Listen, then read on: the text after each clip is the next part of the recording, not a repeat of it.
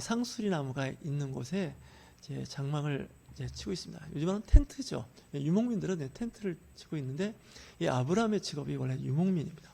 그러다 보니까 이제 양떼를 이제 돌보는 그런 광야에 있는데, 아마 한낮입니다. 아마 정오쯤 되는 그 시간대에 날이 몹시 뜨겁죠. 광야나 이런 사막의 정오는 정말 덥습니다. 그래서 이제 천막 한켠에 이렇게 앉아 있는데, 지나가는 세 사람이 있는 겁니다. 사실 이 정오 뜨거운 시간에 이 사람들이 이렇게 어디를 다닌다는 것 자체가 어려운 시간대인데, 세 사람이 그 장막 앞을 지나갈 때 아브라함이 그들 앞에 엎드립니다. 손님을 대접을 하는 아주 낮은 자세의 겸손함을 이야기하죠. 그들은 누군지 정확하게 모릅니다. 히브리서 13장 2절에 보면 부지 중에 알지 못하는 천사를 대접했다라는 말씀을 보면, 모르는 사람을 대접했는데 아마 사람들의 왕래가 거의 없는 그런 동네입니다. 그런 지역일 수도 있고요. 사람이 지나가니까 이제 아브라함이 그 지나가는 세 사람에게 이야기를 합니다. 좀 쉬어 가십시오. 내가 음식과 관련돼서 여러분들을 잠깐 쉬었다 갈 수 있도록 도울 테니 좀 여기서 머물다가 좀 쉬었다 가시는 게 어떻겠습니까? 시간은 정오고 햇볕은 뜨겁고 이대로 가면 정말 얼굴 화상 있고 정말 목마름으로 지쳐서 나중에 지쳐 쓰러지면 이 광야에서는 구제 받을 수 있는 그런 환경도 없으니 쉬었다 가십시오 하면서 자기 천막으로 이 세 사람을 모십니다. 그래서 아내한테 이야기하죠. 사례에게 좀 먹을 음식을 좀 빨리 좀 만들어 달라고 이야기하죠. 그 사람들은 이제 밀가루로 이제 아마 요즘 말하는 좀 쉽게 얘기하면 우리 전통적인 얘기하면 개떡이 있습니다. 개떡이라도 빨리 만들어서 좀 먹게 하자 이런 거죠. 사실 이 개떡이라고 해서 이름이 개자가 없어서 그냥 아무렇게 하는 것 같지만 옛날에는 아주 기묘한 우리나라의 간식이었습니다. 손님이 오면 또 그런 개떡도 만들어서 같이 공유도 하고 또 가족들끼리 먹었던, 어쨌든 그 사막 열악한 환경에서 내가 할 수 있는 최선의 음식을 이제 대접을 하게 했고, 여기 보면 고운 가루라고 한 건요 최상품의 밀가루입니다. 그리고 또 우유하고 그리고 엉긴 젖이라고 되어 있죠. 그래서 엉긴 젖은 뭐 해석은 다 다를 수 있는데, 우유를 이렇게 저으면 우유가 엉키죠. 이 엉킬 때 두 가지가 나오는데, 하나는 버터입니다.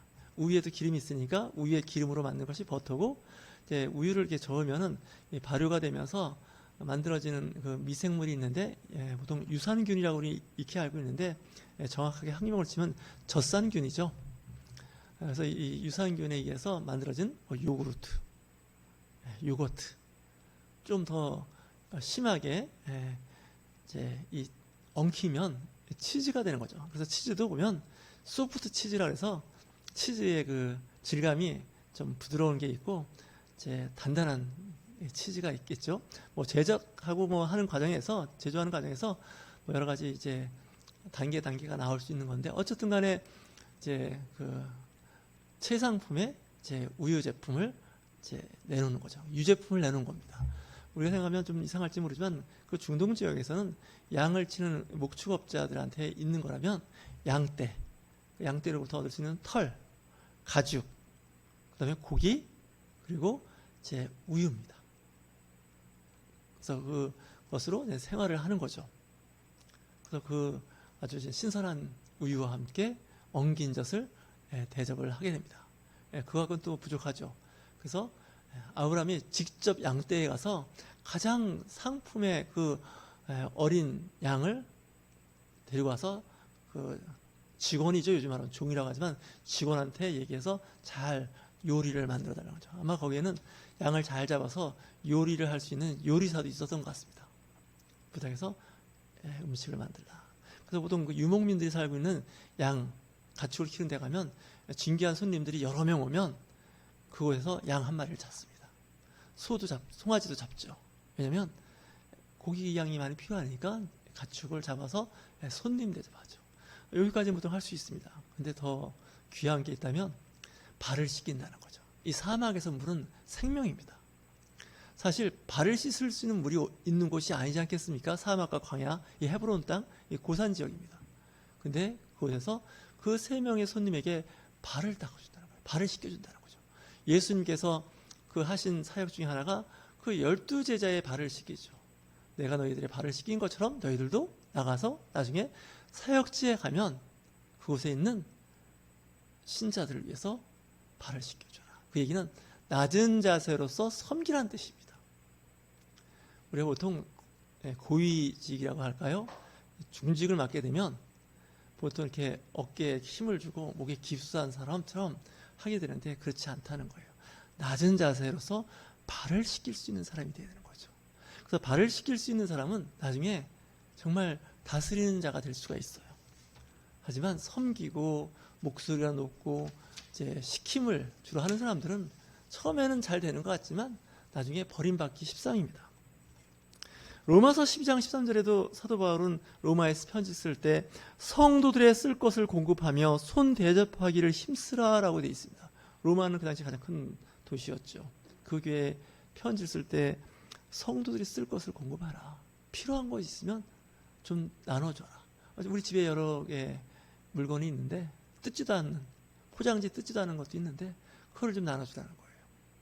물론 없는 거 주라는 건 아닙니다. 있으면 하나씩 나눠줄 수 있어야 되고. 손 접대하는 게 뭘까요? 외부에서 손님이 옵니다. 뭐 이런저런 이유 때문에 오면 이 손 대접하기를 게을리하지 말라는 거예요. 또 히브리서 12장 2절 말씀은 형제 사랑하기를 계속해서 형제를 사랑하고요. 손님 대접하기를 잊지 말라는 거예요. 손님 대접. 외국에서 왔거나 또 어려움에 처해 있는 그런 손님들이 있지 않습니까? 이로써 부지 중에 천사들을 대접한 이들이 있었다라고 말씀합니다. 다시 얘기해서 창세기 18장에 아브라함이 3명의 천사를 대접했던 그 사건을 두고서 히브리서 기자는 이야기하고 있는 거예요. 13장 2절에 부지 중에 천사를, 사람을 대접했지 천사를 대접한 게 아니에요, 아브라함은. 근데 알고 봤더니 그들이 천사였다는 거예요. 하나님과 수행천사 3명의 천사였다는 거예요. 그러니까 천사는 곧 하나님의 영이, 성령이 사람으로 나왔어요. 그래서 그 제안을 받고 이 3 천사가 아브라함의 그 천막, 텐트에 들어가서 발도 씻김을 당하고 젖과 엉긴 젖과 또한 음식, 떡, 이러한 식사 대접을 받게 됩니다. 얼마나 정말 아름다운 이야기일까요? 모르는 사람입니다. 전에 얼굴을 본 적이 없는 사람들입니다. 그들을 잘 대접을 했다는 거죠. 그래서 신약과 구약과 신약에서 이어지는 것은 어렵고 힘든 사람을 보살피라는 거죠. 이 광야를 지나가는, 사막을 지나가는 사람들을 그냥 지나가게 하면 굶주림이 있죠. 물도 없죠. 뭐 식량이 될 수 있는 밀가루, 우유나 버터나 치즈, 요구르트, 고기가 없죠. 그래서 떠나갈 때는 그냥 보냈겠습니까?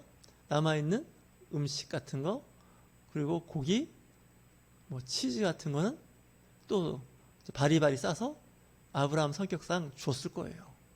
그랬더니 복을 받더라는 거죠. 무슨 복을 받았을까요? 천사가 이야기하죠. 내년 이맘때 아들을 낳을 거라는 거예요. 이삭을 낳지 않습니까? 아브라함 나이 거의 100세 다 됐어요. 100세에 낳은 아들이니까 아마 99세예요, 이게 사실. 아브라함이 99세에 천사를 만난 거예요. 사라는 89세였는지도 몰라요. 그때 아들을 낳게 된다는 거예요. 사실 아브라함이나 사라는 자녀 낳는 걸 포기했어요. 왜냐? 이제 내 나이가 애를 낳을 수 있는 나이가 아니에요. 이젠 다 끝났어요. 근데 천사가 얘기하는 거죠. 내년 이맘때 아들을 낳을 거라는 거예요. 아예 성별을 아예 구분해줘요. 딸도 아니고 아들을 낳겠다는 거예요. 사람은 믿지 않죠. 왜? 나 이미 애 낳을 몸이 아니에요. 웃었다고 그러지 않습니까? 장막 뒤에서 보이지 않는 데서. 이 웃음이 정말 기뻐서 웃는 게 아니에요. 약간 비웃음이 가까운 거예요. 그러니까 말도 안 되는 얘기야. 근데 이상하게 성경은요, 말도 안 되는 일들이 일어나요. 이게 중요한 거예요. 우리 믿음의 성도들은 이걸 아셔야 돼요. 야, 이게 되겠냐? 이거 안 되는 거잖아. 근데 성경은 그게 이루어진다는 거예요. 이게 기적이고 표적인 거예요. 인간의 생각과 어떤 이성과 판단, 이걸 뛰어넘는 것이 신앙이에요. 믿음이에요. 그러면서 또 한 가지 비밀을 이야기하죠. 내가 어디를 가는 줄 아니? 모르죠. 소돔과 고모라를 간다는 거예요. 소돔과 고모라를 멸망시키러 간다는 거예요. 세 명의 천사. 얘기를 해주는 거죠. 나중에 이제 천사가 둘이 가죠. 한 천사는 빠지고. 아마 하나님이 빠지신 것 같아요. 심판 간 데는 천사일 것 같아요. 심판하러 가는 천사예요. 나중에 그 롯이 이제 그 소돔과 고모라 성에서 이제 안 나오려고 할 때 이 두 천사가 롯과 그의 아내와 두 딸을 붙잡고 나오잖아요. 양손이 잡고. 한 천사가 두 명씩 잡고 새벽에 동트기 전에 막 빠져나오잖아요. 소활단까지.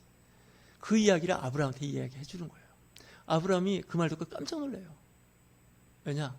거기 내 조카가 살고 있거든요. 그 성이 망하면 내 조카도 죽는 거예요. 가족이 다. 그러니까 하나님께서 미리 일어날 일을 예언을 이제 해주시는 거예요. 여러분, 부지 중에 천사를 대접했는데 사실 부지 중에 지나가는 나그네를 대접했는데 그들이 천사였다는 거예요.